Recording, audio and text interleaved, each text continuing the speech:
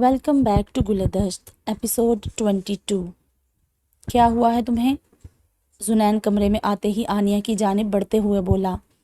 کچھ نہیں، تم جاؤ یہاں سے، آنیہ اپنی آنکھیں صاف کرتے ہوئے بولی۔ کچھ نہیں تو یہ حال کیوں بنایا ہوا ہے تم نے اپنا؟ چاچی نے کچھ کہا ہے؟ زنین جو کہ ہر وقت مذاق کرتا رہتا تھا، اس وقت اس کی آنکھیں، اس کا چہرہ شدید کرب کو ظاہر کر رہا تھا۔ مجھے اکیلا چھوڑ دو زنین، پلیز جاؤ یہاں سے، امی آ گئی نا تو نہ جانے وہ کیا کر بیٹھیں۔ آنیہ کا چہرہ خوف و غم کے ملے جلے تاثرات کی عکاسی کر رہا تھا۔ نہیں، پہلے تم مجھے بتاؤ کیا بات ہے؟ زنین آنیہ کے عین سامنے گھٹنوں کے بل بیٹھتے ہوئے بولا۔ بات یہ ہے کہ آنیہ ایک دم جھنجھلا کر بولی اور پھر بات کو ادھورا چھوڑ کر اپنا منہ اپنے ہاتھوں سے چھپائے رونے لگی۔ تم چلے جاؤ زنین، پلیز چلے جاؤ۔ ایک لکیر ہے میرے اور تمہارے بیچ، بہت باریک سی، میں اسے توڑنا نہیں چاہتی، اور اس وقت میں جس تکلیف سے گزر رہی ہوں مجھے لگتا ہے میں کچھ غلط کر بیٹھوں گی۔ میں تمہیں اتنا کمزور نہیں سمجھتا، اور نہ میں خود اتنا کمزور ہوں۔ مجھے بتاؤ کیا بات ہے؟ زنین اس کے پاس سے اٹھ کر دور ہوتے ہوئے بولا۔ نہیں زنین، میں تمہیں نہیں بتا سکتی۔ آنیہ بضد تھی۔ تو پھر رونا بند کرو۔ زنین کی برداشت کی اب حد ہو گئی تھی۔ وہ سب برداشت کر سکتا تھا لیکن آنیہ کا یوں ٹوٹنا برداشت نہیں کر پا رہا تھا۔ ہاں، سب یوں ہی مجھ پر اپنا زور آزماتے ہیں، ڈانٹ کر، مار کر، دھمکا کر، قسمیں دے کر۔ تم بھی یہی کرو، لو مارو مجھے، تم بھی اپنا غصہ نکال لو۔ کم سے کم مجھے اتنی آزادی تو دو کہ میں اپنے مردہ وجود کا ماتم ہی منا لوں، اپنے ٹوٹے دل پر کچھ پل رو ہی لوں۔ میرے ارمانوں کا جنازہ نکلا ہے، مجھے سوگ تو منا لینے دو، چلے جاؤ یہاں سے۔ آنیہ بھی غصے سے چلائی۔ زنین نے ایک نظر آنیہ کی جانب دیکھا اور کمرے سے نکل گیا۔ اسے شدید غصہ آ رہا تھا۔ ایک پل کے لیے اس کا دل چاہا کہ کوثر شاہ کے کمرے میں چلا جائے۔ اس نے اپنے قدم آگے بڑھا بھی لیے تھے۔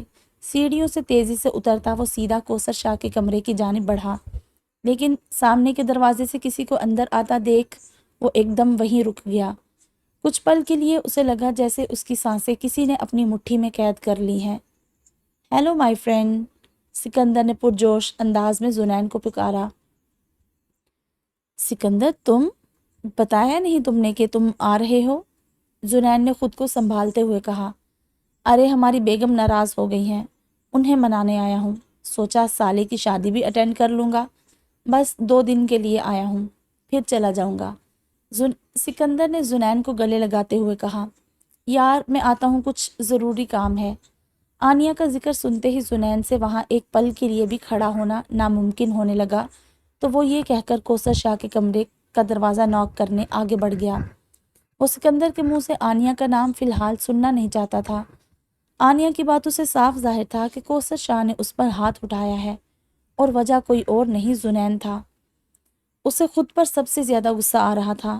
وہ بات تو نہیں جانتا تھا، لیکن کوثر شاہ کے رویے اور آنیہ کی باتوں سے اسے کچھ اندازہ ہو گیا تھا، اور اب سکندر کے منہ سے نکلی بات اور زیادہ کڑی سے کڑی ملا رہی تھی۔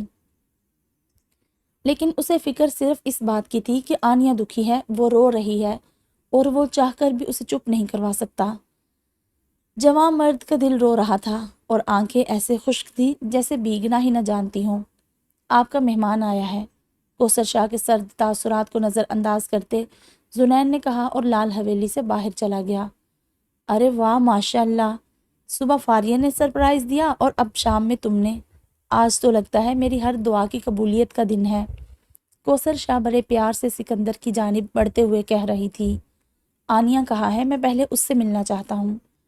اپنی جانب بڑھتی کوثر شاہ کو نظر انداز کرتے سکندر نے اپنی نظریں ادھر ادھر دوڑاتے ہوئے کہا، ہاں ہاں کیوں نہیں، میں بلاتی ہوں اسے۔ کوثر شاہ ایک دم آنیہ کو بلانے جانے لگی۔ رکے، میں بھی جاؤں گا، میں اسے بھی سرپرائز دینا چاہتا ہوں۔ آخر آپ نے کہا تھا وہ مجھ سے بہت محبت کرتی ہے، اتنا تو حق بنتا ہے اس کا۔ سکندر کہاں پیچھے ہٹنے والوں میں سے تھا۔ اسے کوثر شاہ کے جھوٹوں کی حقیقت معلوم ہو گئی تھی۔ اس نے چھوٹتے ہی طنز کیا، ہاں ہاں اور نہیں تو کیا، چلو اوپر ہی ہے وہ۔ کوثر شاہ سکندر کو حریم کے کمرے کی طرف اشارہ کر کے پیچھے کھڑی ہو گئی۔ آنیہ اپنے کمرے میں نہیں ہے کیا؟ सिकंदर ने हरीम के कमरे की जानिब जाते हुए कहा। नहीं, वो फारिया को दिया था, वो आज आई है ना, तो सो रही है वहाँ। कौसर शाह मुस्कुराते हुए बोली। सिकंदर बिना नॉक किए आनिया के कमरे के अंदर चला गया, जबकि कौसर शाह वहीं बाहर खड़ी हो गई। आनिया, कोई उल्टी सीधी हरकत मत करना, अपने माँ बाप की इज्जत रख लेना। कौसर शाह दिल ही दिल में डर रही थी। आनिया उस वक्त किस कैफियत से गुजर रही है वो जानती थी, तभी खुद साख्ता परेशानी में मुब्तला होती इधर से उधर टहलने लगी। तुम्हें मैं किस तरह बोलूं कि यहाँ से चले जाओ? आनिया, जिसे लगा था कि जुनैन वापस कमरे में आया है, अपना मुंह गोद में छुपाए हुए बोली। सिकंदर ने एक अबरू उठाकर आनिया को देखा और सीधा चलता हुआ आनिया के बिल्कुल पास जाकर बैठ गया। तुम क्यों? अभी आनिया कुछ कहने के लिए मुंह उठाकर लब खोल ही रही थी कि अपने इतने पास बैठे सिकंदर को देख एकदम घबरा गई। रिलैक्स। सिकंदर ने अपने दोनों हाथों से आनिया के कंधों को पकड़ते हुए कहा। तुम यहाँ कैसे? तुम कब आए? आनिया उसकी गिरफ्त से खुद को आज़ाद करती खड़े होते हुए बोली। बस अभी। सिकंदर उसकी जानिब बढ़ते हुए बोला। क्यों आए हो तुम यहाँ? आनिया उससे दूर होते कह रही थी। तुम्हें इस बात का एहसास दिलाने कि तुम मेरी हो। वो कहते हैं ना, अपनों को अपने होने का एहसास दिलाते रहना चाहिए, वरना वो आपको भूल जाते हैं। सिकंदर आनिया की जानिब मुसलसल अपने कदम बढ़ा रहा था। सिकंदर, वहीं रुक जाओ। आनिया को सिकंदर का अंदाज अजीब लग रहा था। अब वो उससे खौफजदा होने लगी थी। अच्छा, रुक गया, चलो बैठकर बात करते हैं। सिकंदर हल्का सा मुस्कुराते हुए बोला। वो हैरत से सिकंदर को देखने लगी। क्या ये वही सिकंदर है जो उसका बहुत अच्छा दोस्त था, उसकी हर परेशानी और गम को मिनटों में भांप लेता था? ये तो वो नहीं था। उससे तो आनिया को कभी खौफ महसूस नहीं हुआ था, बल्कि उसके साथ तो वो खूब खुलकर मुस्कुराती थी। जिंदगी इस तरह भी बदल सकती है, उसने सोचा नहीं था। खाला ने मुझे तुम्हारी जो तस्वीरें भेजी थी उनमें तो तुम कुछ और ही थी। अभी तो कहीं तक तुम वैसी नहीं लग रही। सिकंदर सर से पैर तक आनिया को देखते हुए बोला। तुम मेरी जिंदगी से दूर हो जाओ, मैं फिर से वैसी हो जाऊंगी। आनिया ने अपने दिल की बात साफ बयान की। ये तो तुम्हारी गलत फहमी है मेरी जान। तुम मुझसे वाबस्ता हो चुकी हो और अब सिकंदर से दूर होने का तुम्हारे पास कोई रास्ता नहीं है। बेहतर होगा ये जिद छोड़ दो। सिकंदर उसके चेहरे पर आईलिट उठाकर कान के पीछे करते हुए बोला। तुमने मुझे खुद दूर किया है खुद से। आनिया खुद पर जब्त करते हुए बोली। चाहे सिकंदर ने उसे लाख तकलीफ पहुंचाई हो, लेकिन था तो वो उसका शोहर। किसी चीज़ का फैसला करना अलग बात होती है और उस फैसले पर अमल करना अलग। ऊपर से कौसर शाह की दी हुई कसम उसे और कमज़ोर कर रही थी। ऐसा भी क्या कि एक बार दूर करने से तुम दूर हो भी गई? यार, मैंने उस दिन ड्रिंक ज़्यादा कर ली थी। ऊपर से खाला ने अम्मी को फ़ोन करके कहा कि तुम्हें अमेरिका बुलवा लूँ। अब बताओ, क्या ये बात सही है कि हमारे मामलात में तुम खाला के ज़रिए दुरुस्त करवा रही हो? हम दोनों ही समझदार हैं, अपने फ़ैसले खुद ले सकते हैं, अपना अच्छा बुरा बहुत अच्छे से जानते हैं, तो फिर बेमकसद बड़ों को अपने दरमियान घसीटने की क्या ज़रूरत है? बस मुझे किसी की मुदाखलत बहुत बुरी लगती है, इसी वजह से वो सब कह दिया था। लेकिन जब उस दिन तुम्हारी तस्वीरें देखी, सच कह रहा हूँ, तुम मेरी बीवी हो, ये सोचकर ही मुझे बहुत खुशी हुई थी। इतनी प्यारी बीवी को नाराज़ कर दिया, कितना बुरा हूँ ना मैं। ये कहते हुए सिकंदर ने आनिया के हाथ को अपने हाथ में उठाया और अपने लबों के करीब ले जाने लगा। मुझे वक्त चाहिए सोचने के लिए। आनिया ने अपना हाथ उसकी गिरफ्त से फ़ौरन ही आज़ाद करवाया। 2 दिन के लिए आया हूँ, ज़्यादा वक्त नहीं दे सकता। आज रात तक का वक्त है तुम्हारे पास। सिकंदर अभी भी मुस्कुरा रहा था, जैसे आनिया की किसी भी बात का उस पर कोई फ़र्क ही ना पड़ा हो। काफ़ी है, आनिया ने गहरा सांस लेते हुए कहा। एक बात याद रखना, मुझसे दूर होने का ख्याल भी अपने जहन में मत लाना। लेकिन इसका मतलब ये नहीं है कि मैं जैस्मिन को छोड़ रहा हूँ। जैस्मिन से मेरा रिश्ता अभी भी वैसा ही है। उसके अलावा अमेरिका भी तुम तब ही आओगी जब मैं चाहूँगा। पुरानी शर्तें अपनी जगह पर हैं। कहीं तुम कोई सुनहरे ख्वाब सजा बैठो। सिकंदर के तासुरात पहली बार सर्द हुए थे। تو پھر چھوڑ دو نا مجھے، یہ رشتہ نہیں ہے، یہ قید ہے، کیوں مجھے اذیت دے رہے ہو؟ آنیہ شکستہ لہجے میں بولی۔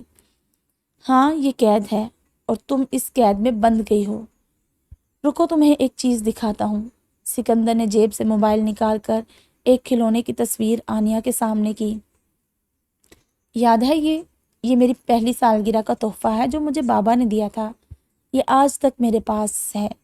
ماما نے بہت دفعہ اسے چیریٹی میں دینا چاہا، بہت دفعہ تو اسے پھینک بھی دیا، لیکن ہر بار میں نے اسے واپس حاصل کر لیا اور اب تک یہ میرے پاس موجود ہے۔ اور ایسے ان گنت کھلونے ہیں، یہ دیکھو، یہ پورا ریک چھت سے زمین تک میری چیزوں سے بھرا ہے۔ بے جان چیزیں میں نے کبھی خود سے دور ہونے نہیں دی، تمہیں کیسے ہونے دوں؟ اب چاہے تم اسے قید سمجھو یا کچھ اور، تم میری ہو۔ سکندر بہت عجیب سے انداز میں آنیہ کی جانب دیکھ کر کہہ رہا تھا۔ آنیہ کو سکندر سے بے انتہا خوف محسوس ہو رہا تھا، دل تو اس کا دھڑکنا ہی بھول گیا تھا۔ نہ ڈرو نہیں، لڑکیاں تو مرتی ہیں ایسی توجہ پانے کے لیے، تم تو خوش نصیب ہو۔ آنیہ کے گال پر ہاتھ پھیرتے ہوئے وہ یہ کہہ کر اٹھا اور کمرے سے باہر چلا گیا۔ حریم جو کہ سفید حویلی سے گھر واپس آ گئی تھی، اپنے کمرے سے نکلتے سکندر کو دیکھ ایک دم حیرت میں آ گئی۔ جیسے ہی سکندر آگے بڑھا وہ بھاگ کر کمرے کے اندر گئی۔ اسے آنیہ کی فکر ہونے لگی تھی۔ خالہ، میں چاہتا ہوں آج آنیہ بہت پیاری لگے، آپ اسے بھی پارلر بھجوا دیں۔ سکندر کوثر شاہ کو یہ کہہ کر وہاں سے جانے لگا۔ کہاں جا رہے ہو بیٹا؟ کوثر شاہ اسے گھر سے نکلتا ہوا دیکھ کر پوچھنے لگی۔ اپنے ہوٹل، رات میں آ جاؤں گا۔ سکندر نے چہرے پر اکتاہٹ لائے کہا۔ ہوٹل کیوں بیٹا، یہی رکو نا۔ کوثر شاہ شیریں لہجہ لیے بولی۔ نہیں خالہ، یہاں نہیں۔ بس اتنا کہہ کر وہ لال حویلی سے باہر چلا گیا۔ ریشے اور عرشیہ بھی روحان اور زاویار کے ساتھ واپس گھر آ رہی تھی۔ دروازے پر ہی روحان اور زاویار سکندر سے رک کر باتیں کرنے لگے، جبکہ وہ دونوں اندر آ گئی۔ بیٹا تم لوگ آنیہ کو بھی لے جانا اپنے ساتھ، سکندر نے کہا ہے کہ اسے اچھا سا تیار کرواؤں۔ پریشے کی جانب دیکھتی وہ بہت پیار سے کہتی اپنے کمرے میں چلی گئی۔ سکندر کا روکھا انداز انہوں نے بہت آرام سے نظر انداز کر دیا تھا۔ شاید یہی محبت کی پٹی ہوتی ہے جو آنکھوں پر پڑ جاتی ہے اور پھر سامنے والے کا کوئی عیب نظر نہیں آتا، یا پھر وہ آنکھیں کھولنا ہی نہیں چاہتی تھی، کیونکہ اگر ایسا ہوتا تو ان کی انا کو ٹھیس پہنچتی، اور وہ کہاں خود کی غلطی تسلیم کرنے والوں میں سے تھی۔ یہ کیوں یہاں آیا ہے؟ حریم سکندر کو دیکھ کر آنیہ کے پاس آ کر پریشان ہوتے ہوئے بولی۔ مجھ پر اپنا حق جتانے۔ آنیہ یکٹک سامنے دیکھتے ہوئے بولی۔ کس چیز کا حق؟ اپنے کہے گئے الفاظ بھول گیا کیا وہ؟ حریم جھنجھلا کر بولی۔ ہاں، وہ مجھے کبھی نہیں چھوڑے گا، لیکن افسوس یہ ہے کہ وہ اپنانا بھی نہیں چاہتا۔ آنیہ خالی آنکھیں لیے حریم کی جانب دیکھ کر کہہ رہی تھی۔ تو پھر؟ حریم نے آنکھوں میں حیرت لیے پوچھا۔ وہ مجھے لٹکائے رکھنا چاہتا ہے۔ ایسا کیوں ہوا حریم؟ میں نے کبھی اپنی زبان سے اپنی محبت کا اظہار تک نہیں کیا تھا، کبھی کسی حد کو پار نہیں کیا۔ وہ مجھ سے چھن گیا، میں نے صبر کیا۔ وہ ہسپتال میں زندگی اور موت کی جنگ لڑ رہا تھا اور میں کسی اور کے ساتھ نکاح کے بندھن میں بندھ گئی۔ میں نے تب بھی صبر کرتے ہوئے تمام حالات کو قبول کر لیا۔ پھر میری ناقدری ہوئی اور ہر روز ہوتی رہی۔ میں نے ایک دفعہ بھی کسی سے شکایت نہیں کی، نہ کبھی اس بندھن سے آزاد ہونے کا کہا، بس صبر کیا۔ پھر اس نے مجھے خود چھوڑا، مجھے ٹھکرا دیا، ایک دفعہ بھی مجھے صفائی دینے کا موقع نہیں دیا، بس فیصلہ سنایا اور چلا گیا۔ میں نے وہ بھی قبول کیا، خود کو سنبھالا، نئی امیدیں سجائی، اپنی زندگی میں آگے بڑھنے کا فیصلہ کیا، لیکن دیکھو میں تو وہیں کی وہیں ہوں۔ اب وہ مجھ پر اپنا حق جتا رہا ہے، میرا ذہن الجھ رہا ہے حریم، یہ سب میری برداشت سے باہر ہے۔ مجھے نہیں چاہیے وہ، مجھے کوئی نہیں چاہیے۔ یہ سب مجھے تنہا کیوں نہیں چھوڑ دیتے؟ کیوں ہر کوئی مجھ پر اپنا حق جمانے لگ جاتا ہے؟ کیا میرا مجھ پر کوئی حق نہیں؟ کیا میں ایک دن بھی سکون سے نہیں رہ سکتی حریم؟ میں مر جاؤں گی، تب یہ کیسے مجھ پر اپنی مرضی تھوپیں گے؟ امی کہتی ہیں کہ وہ کبھی مجھے سکندر سے علیحدہ نہیں ہونے دے گی۔ سکندر کہتا ہے وہ مجھے کبھی نہیں چھوڑے گا۔ میں کیا ہوں ان لوگوں کے لیے؟ صحیح ہے نا؟ صحیح ہے، نہ چھوڑے تو مجھے میرے حق تو دے دے، مجھے اپنائے، اپنے ساتھ رکھے، میں خوش رہنا چاہتی ہوں۔ کیا خوش رہنا اتنا مشکل ہے؟ آنیہ بچوں کی طرح روتے ہوئے کہہ رہی تھی اور حریم خاموشی سے اس کی تمام باتیں سن رہی تھی۔ میری جان، تم خود کو سنبھالو، یہ وقت کمزور پڑنے کا نہیں ہے، یہی تو وقت ہے لڑنے کا۔ حق جب مانگنے سے نہ ملے نا تو اسے چھین لینا چاہیے۔ جنہیں اپنے سوا کوئی نہیں دکھتا، انہیں تمہارا صبر اور آنسو کبھی نہیں دکھیں گے۔ کہتے ہیں رات سب سے زیادہ اسی وقت گہری ہوتی ہے جب دن نکلنے والا ہوتا ہے۔ ہو سکتا ہے یہ تمہاری آخری آزمائش ہو۔ تم یوں ہمت مت ہارو اور کم سے کم مرنے کی بات تو مت کرو۔ کیوں اپنی تمام نیکیاں برباد کرنا چاہ رہی ہو؟ ظالم کے ظلم سے نہ ڈرو، وہ جو رحمان ہے، رحیم ہے، اس کی ذات پر بھروسہ رکھو، دیکھنا وہ کیسے راستہ نکالتا ہے۔ بس تم ہمت سے کام لو، ان کے آگے مت جھکو۔ وہ تمہیں تمہارا حق دیتا ہے تو ٹھیک ہے، ورنہ یوں خود کو اس کے ہاتھ کا کھلونا نہ بننے دینا۔ یہ تمہاری بہن تمہارے ساتھ ہے اور ابھی تو تم نے گھر میں کسی اور کو اس بات سے آگاہ نہیں کیا۔ مجھے یقین ہے باقی سب بھی اس لڑائی میں تمہارا ہی ساتھ دیں گے۔ تم بس ہمت کرو۔ حریم بہت سمجھداری سے آنیہ کو سمجھا رہی تھی۔ آنیہ، ابھی وہ دونوں بات کر ہی رہی تھی کہ پریشے ایک دم سے کمرے کے اندر داخل ہوئی۔ کیا ہوا آنیہ؟ آنیہ کا آنسوؤں سے تر چہرہ دیکھ پریشے ایک دم بھاگ کر اس کے پاس آ کر بیٹھتے ہوئے بولی، سکندر۔ آنیہ نے بس اتنا کہا۔ ہاں، میں نے دیکھا ابھی دروازے پر۔ کچھ کہا کیا اس نے؟ پریشے، جو کہ سکندر کے بارے میں کوئی بات نہیں جانتی تھی، ناسمجھی سے پوچھنے لگی۔ تم کچھ کہہ رہی تھی؟ آنیہ نے آنسو پوچھتے ہوئے کہا۔ پہلے بتاؤ کیا ہوا ہے؟ پریشے آنیہ کو دیکھ فکر مند ہوتے کہنے لگی۔ بعد میں، ابھی نہیں، آنیہ نے خود کو سنبھالتے ہوئے کہا۔ اب کیا اپنے غم سنا کر وہ پریشے کو پریشان کرتی۔ اچھا، وہ چاچی نے کہا ہے تم بھی پارلر جاؤ گی ہمارے ساتھ، تیار ہو جاؤ۔ پریشے نے آنیہ کی حالت دیکھتے ہوئے اپنے سوال پر زیادہ زور نہیں دیا، البتہ اس کا دل پریشان ہو گیا تھا۔ کیوں؟ حریم نے پوچھا۔ وہ سکندر بھائی نے کہا ہے، پریشے نے جواب دیا۔ جاؤ گی تم؟ حریم نے آنیہ کی جانب دیکھتے ہوئے پوچھا۔ ہاں، جاؤں گی۔ میں آج کے دن اور تماشا نہیں چاہتی۔ اب یہ بات ولیمے کے بعد سب کے سامنے میں خود کھولوں گی۔ اب میں چپ نہیں رہوں گی۔ آنیہ اٹھ کر کھڑی ہوتے ہوئے بولی۔ خیر تو ہے؟ پریشے نے حریم اور آنیہ دونوں کی جانب دیکھتے ہوئے پوچھا۔ تم پریشان مت ہو پریشے، تمہاری ابھی شادی ہوئی ہے، تم اپنا یہ وقت انجوائے کرو، آنیہ نے پریشے سے کہا اور واش روم کی جانب بڑھ گئی۔ تھوڑی ہی دیر میں وہ منہ دھو کر آ گئی تھی۔ کوثر شاہ کے ہاتھ کا نشان ابھی بھی اس کی گال پر نظر آ رہا تھا۔ پریشے اور حریم دونوں ہی خاموشی سے اس لڑکی کی ہمت کو دیکھ رہے تھے جو کچھ منٹوں پہلے مکمل بکھری ہوئی تھی اور اب اس نے خود کو یوں سمیٹا تھا جیسے کچھ ہوا ہی نہیں، لیکن ہمیشہ کی طرح آنکھیں ابھی بھی ہر درد کو بیان کر رہی تھی۔ اس پر گال پر چھپی انگلیاں ہر درد کی گواہ بنی ہوئی تھی۔ چلو چلیں، آنیہ سر پر چادر اوڑھتے ہوئے بولی۔ ہاتھ میں اس نے اپنا رات میں پہننے والا جوڑا لے لیا تھا۔ زنین گھر سے نکلتے ہی پہلے سفید حویلی کی جانب گیا، لیکن پھر کچھ سوچ کر وہیں رک گیا اور جنگلوں کی جانب دیکھنے لگا۔ اپنے قدم جنگلوں کی جانب بڑھاتا وہ سیدھا جنگل میں چلا گیا۔ جنگل میں گھستے ہی اس نے زوردار چیخ ماری۔ کون ہو تم؟ کیوں کر رہی ہو یہ سب؟ اب کیوں نہیں آتی میرے روبرو؟ آؤ میرے سامنے، میرے سوالوں کا جواب دو۔ کیوں کیا تم نے یہ سب میرے ساتھ؟ تو جو کیا سو کیا۔ اس لڑکی نے تمہارا کیا بگاڑا تھا؟ کیا حال ہو گیا ہے اس کا؟ کیا تم لوگوں میں احساس نہیں ہوتا؟ کیا تمہیں دکھ نہیں ہوتا؟ جنگل میں اپنی نظریں ادھر سے ادھر گھماتے وہ کسی کو تلاش کرتے ہوئے کہہ رہا تھا۔ زنین؟ اورحان کی آواز سے زنین ہوش کی دنیا میں واپس آیا۔ کیا کر رہے ہو؟ پاگل ہو گئے ہو کیا؟ اورحان زنین کو کھینچتے ہوئے جنگل سے باہر لا کر بولا۔ اس کی وجہ سے ہوئی ہے اس کی زندگی برباد۔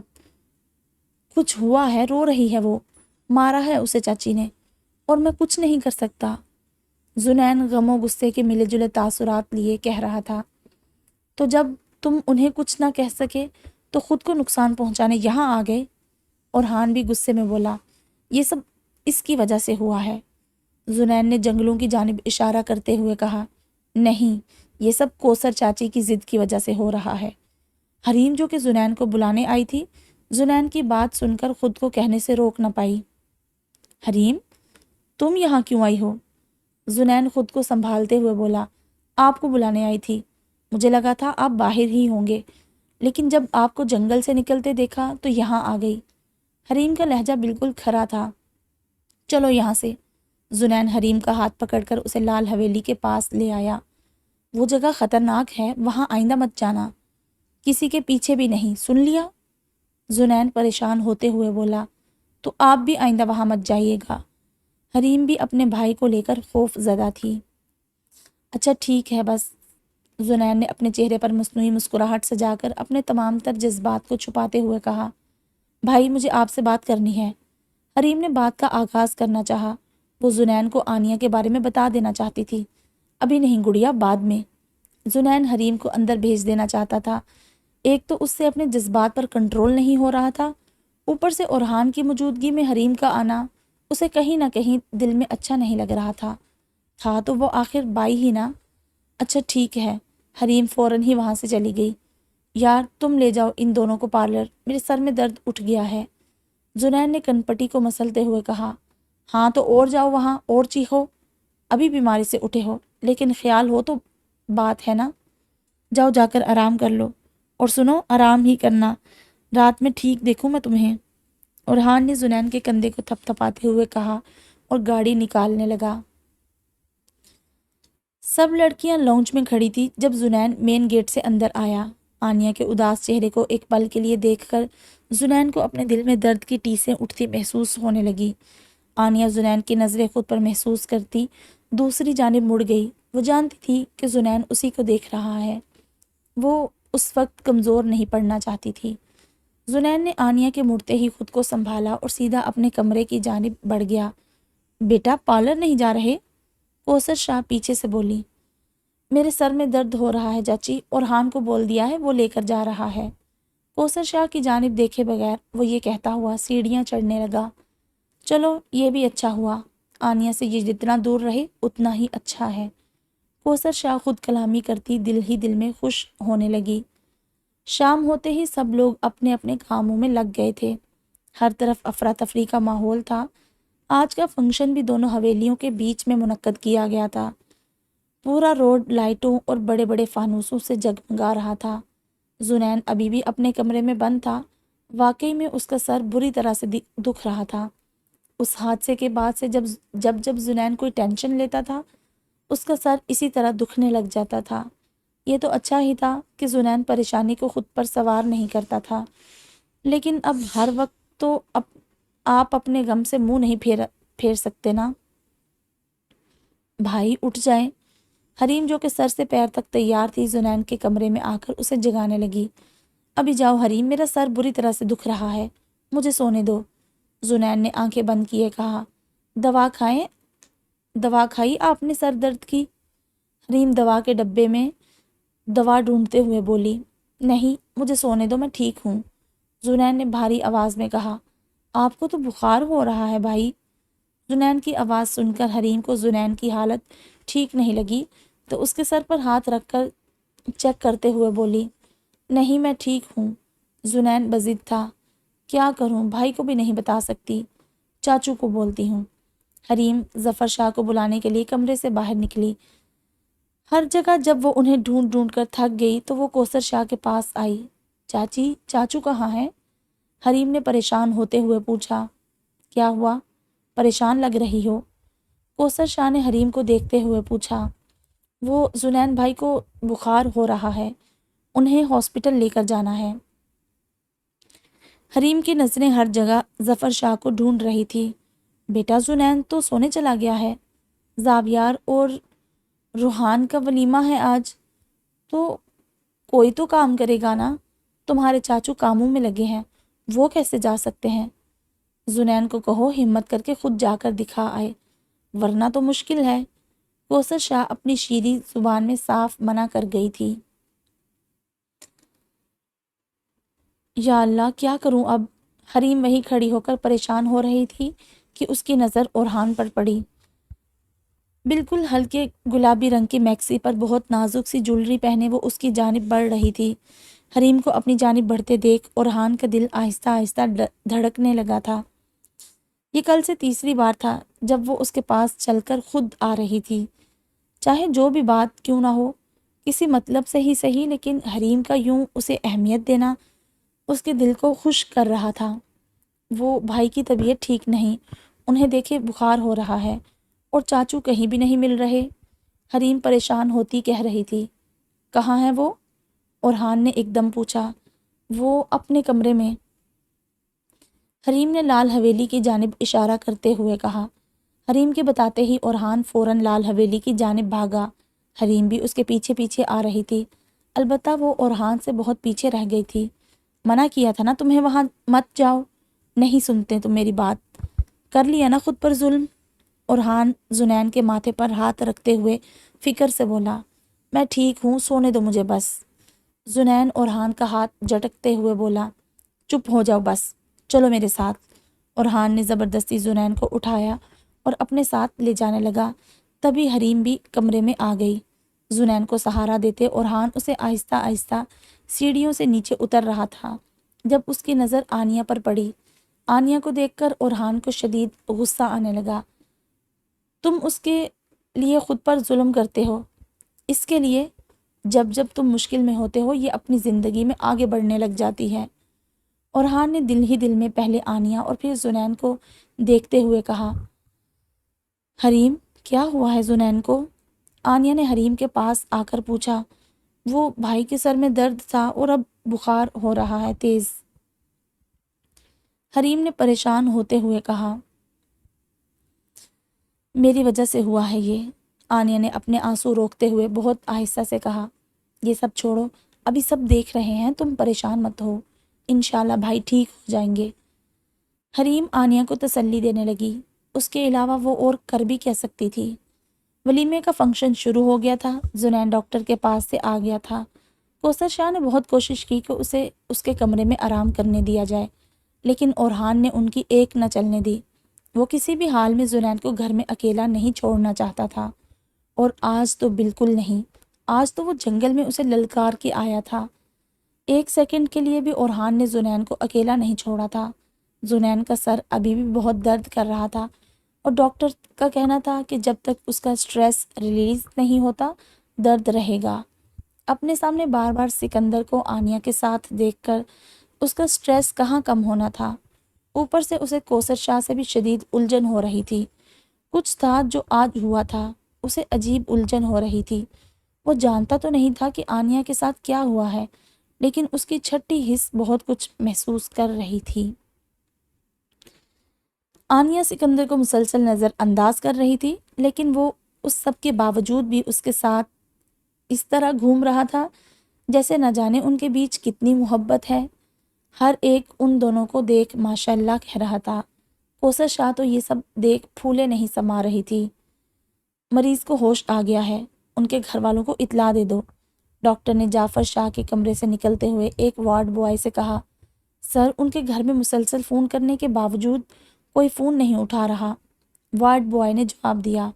کوئی اور نمبر نہیں ہے؟ ڈاکٹر نے پھر پوچھا۔ نہیں سر، ایک ہی ہے ظفر شاہ کے نام سے، وہ کوئی نہیں اٹھا رہا۔ ظفر شاہ کا موبائل جو کہ کمرے میں تھا مسلسل بج رہا تھا۔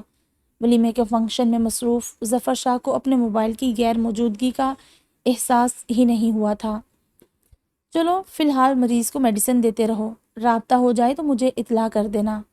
ڈاکٹر یہ کہتا ہوا وہاں سے چلا گیا، جبکہ جعفر شاہ آنکھیں کھولے ہاسپٹل کے بیڈ پر لیٹے ہوئے تھے۔